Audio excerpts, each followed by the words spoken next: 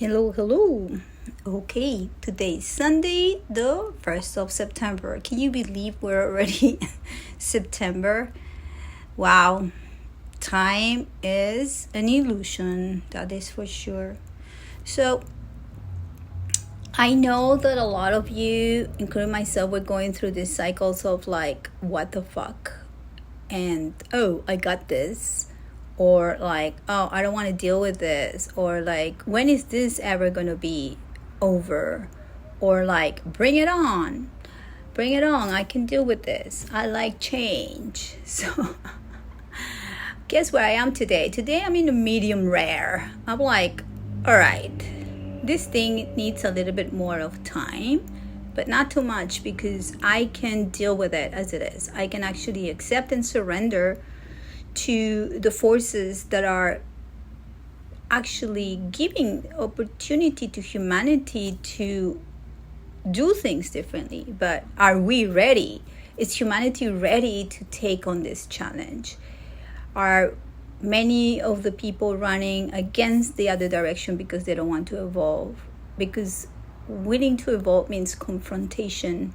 It means courage. And not wanting to evolve means I don't want to deal with it. I want to just shut my senses. And I don't know what you're talking about, Monica. This is too crazy. You are a completely conspiracy theorist, and I'm tired of your rants. Oh, that's okay. You can do you. I will do me. So again, I'm in that medium rare, where I'm like very cautious about all the energies and observing behavior. I like to see the behavior of myself first, but also the behavior of humans. I like to be observant of what is it that is really happening. And what I see, it's on one side, I see a large amount of people willing to deal with the darkness and bring the light, which makes me feel very optimistic. And I also see a lot of people, well, actually I can barely see them, but I sense that a lot of people don't want to deal with that. They just are in a state of being programmed. They don't know they're being programmed because, and I know, and I don't want to sound like I'm othering others, which probably I am, but I don't know. Like, what I sense is that a lot of the information that is being revealed right now, many people don't want to deal with them. They don't want to deal with information. They just want to say, oh, no. You see, the sky is blue. There's, like, if you come and you tell me that it's actually a little bit of gray in it, I'm not going to believe you, even if you bring some proof. So it's interesting, because even if there's proof about the vaccines being like a deadly thing for many people are saying no, vaccines are good. Or like a lot of the censorship is going on right now in Europe, in the UK, in France, in Germany, and yesterday Brazil got added to the lot. And people say, oh, no, this is good. Actually, the New York Times today has a headline that it just made me go like, oh my God, we're at that stage of demoralization where you cannot define the real from not real. Because there are basically a lot of people who are out there giving information out. They're using something that is very interesting. They're using questioning and doubt. So when you start questioning things that you believe, basically that's what happens. You bring doubt, and then you don't know what is real or not. So two things may happen there. You stay with your belief system, so you hold on to it, you hold on to the cross, you hold on to the scriptures, you hold on to the books, you hold on to the family, you hold on to those things that are familiar because you don't want to question them, so you become more radical about those. Or you basically venture outside of that ideology and you start questioning everything, and then you find other truths, and then you are more confused, upset, or actually happy that you were able to venture outside of the square or the cube that your brain has been living. And this is interesting. It's happening for everybody. It is happening for me. I actually escaped that matrix 4 years ago, so I've had time in a non very aggressive way to slowly question everything. And this is what the whole book that I'm finishing, actually I think I finished it yesterday, and I already have a date that is going to come out. So hopefully all of you who have bought the book, you're going to start seeing it arrive between the 17th of September and the end of the month, depending where you live in the United States or elsewhere. So yeah, it's done. I'm done.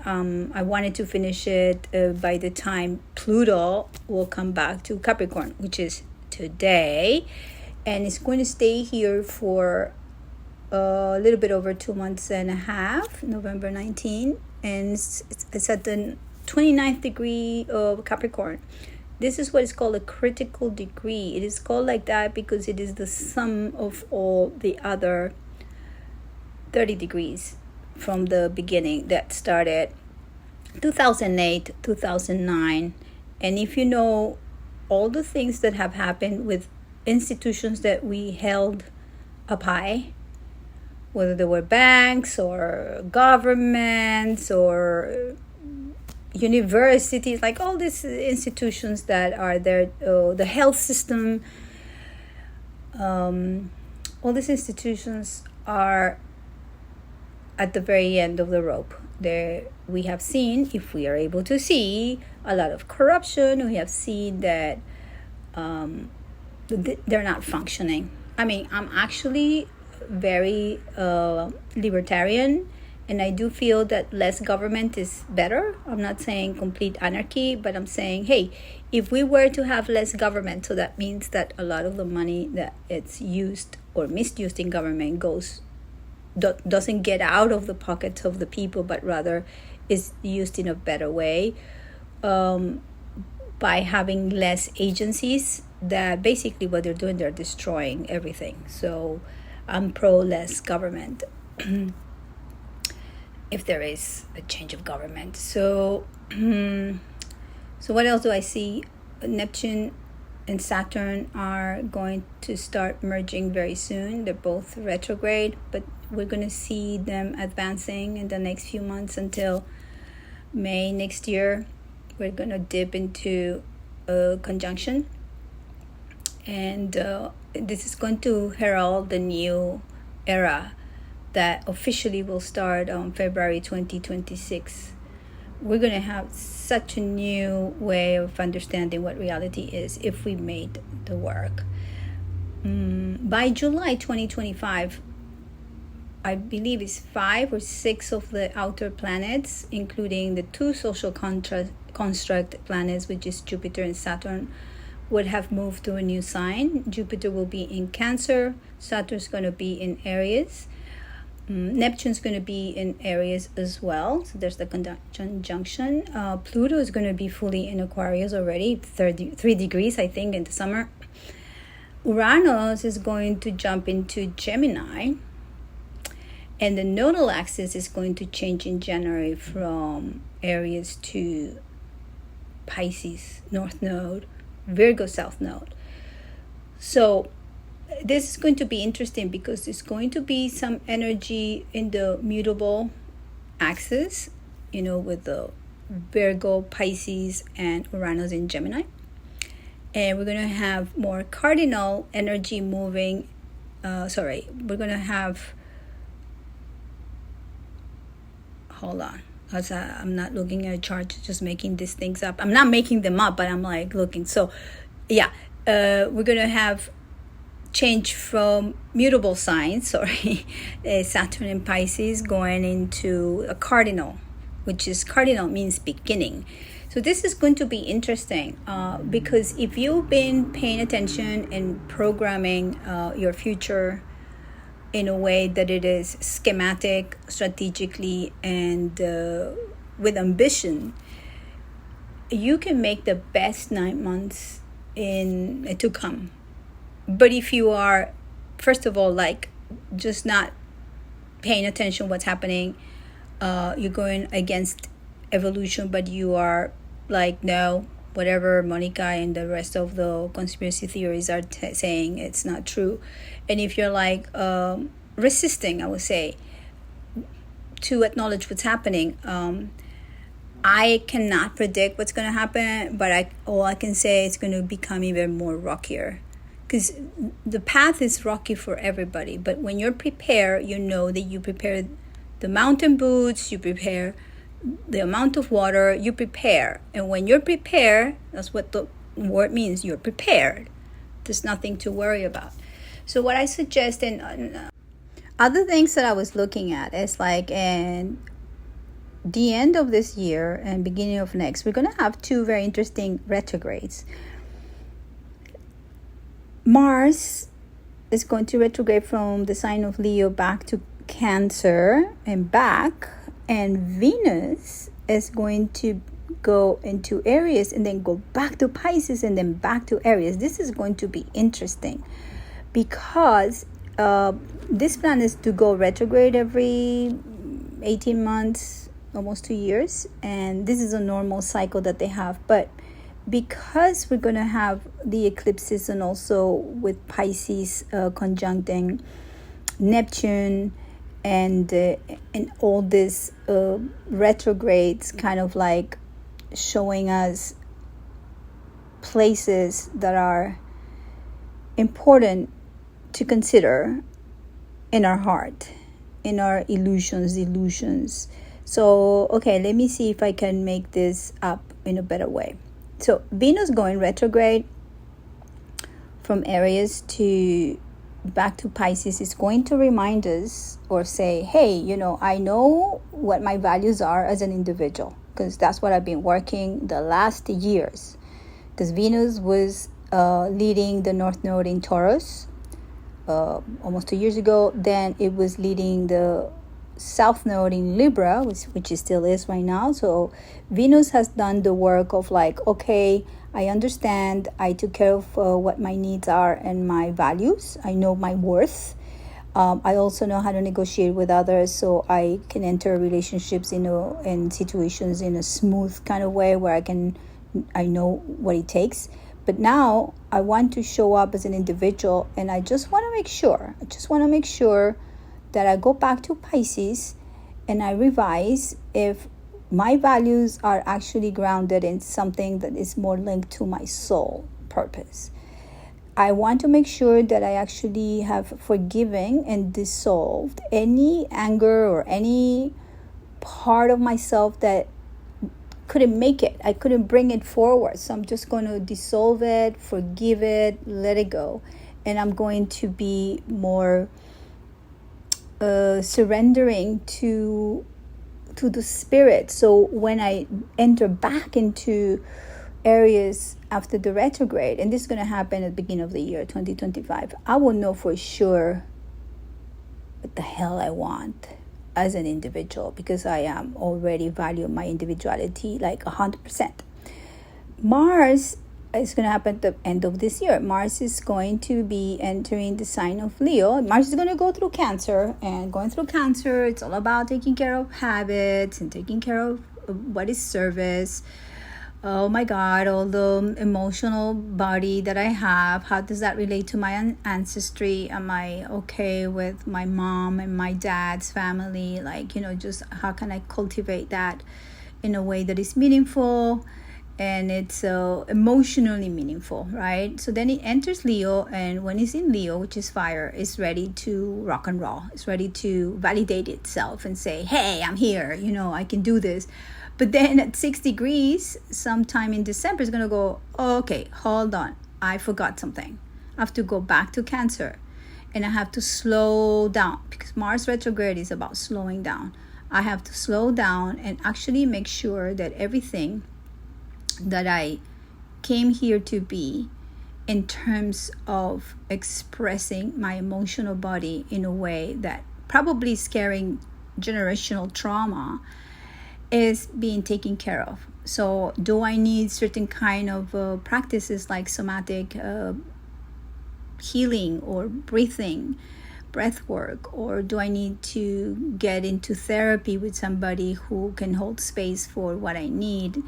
Can I confront those emotions that I was carrying and I already know that they're no longer purposeful? So this is a time for that, because once Mars goes back to Leo and completes going around the cycle of the zodiac, it's going to really push into understanding how being an individuated person and being free actually feels in relationship to the other. So when it goes back to Leo, remember, Mars is right now the ruler of our North Node areas, right? This is where Chiron is still.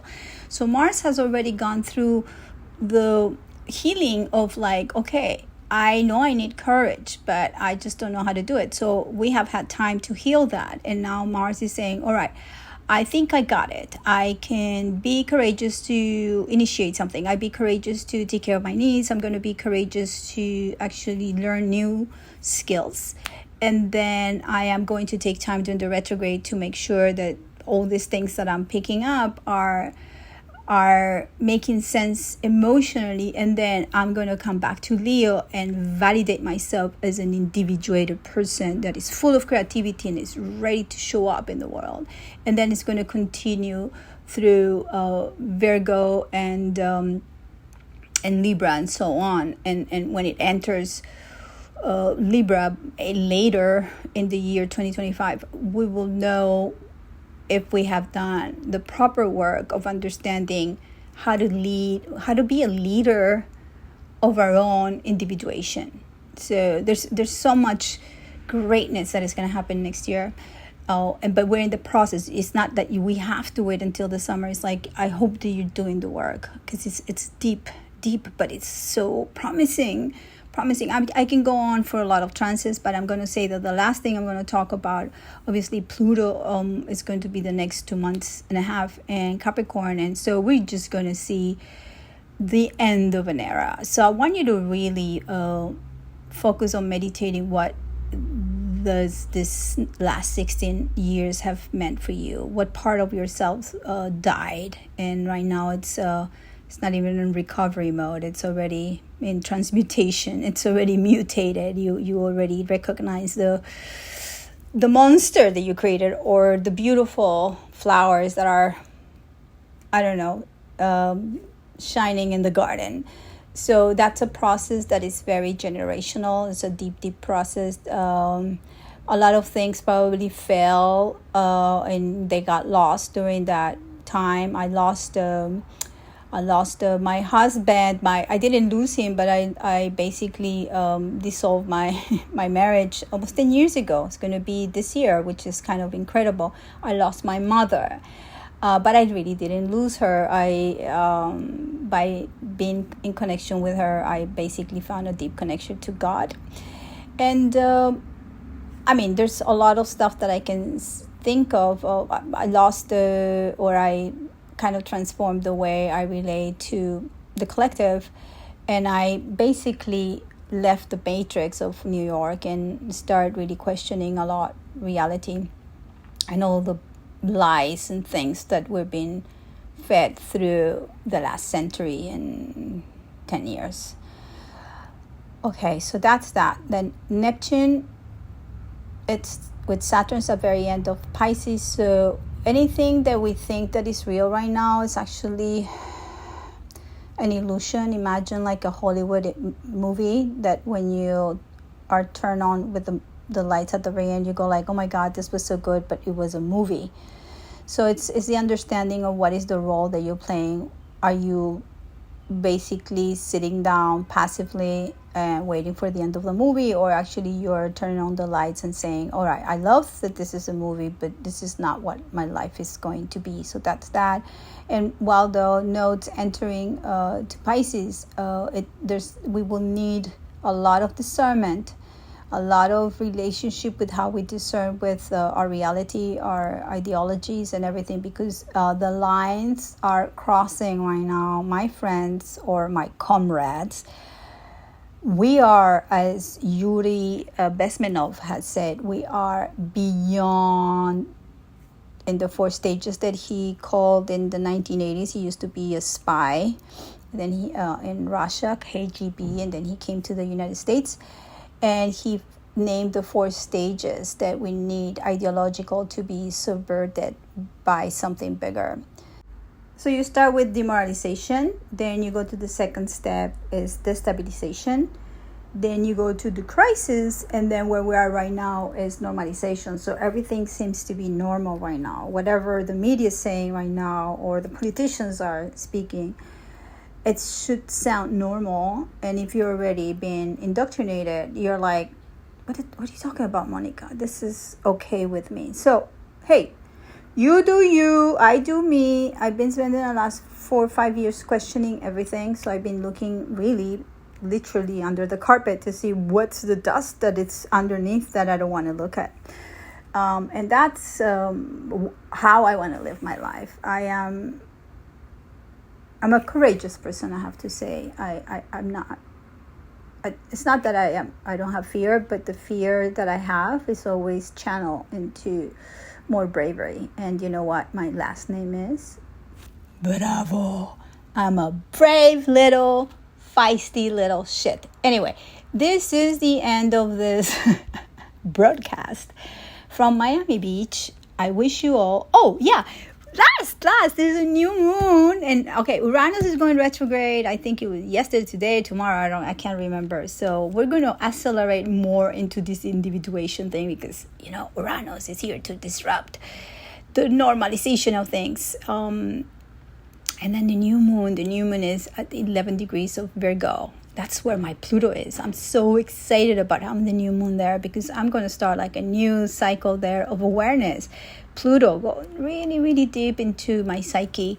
And but for everybody, what it means is like take time to contemplate so you can discern what is it you want to do and how you want to like implement certain habits that are going to be very important in the next few months. So every time you get confused, you go back to the habits.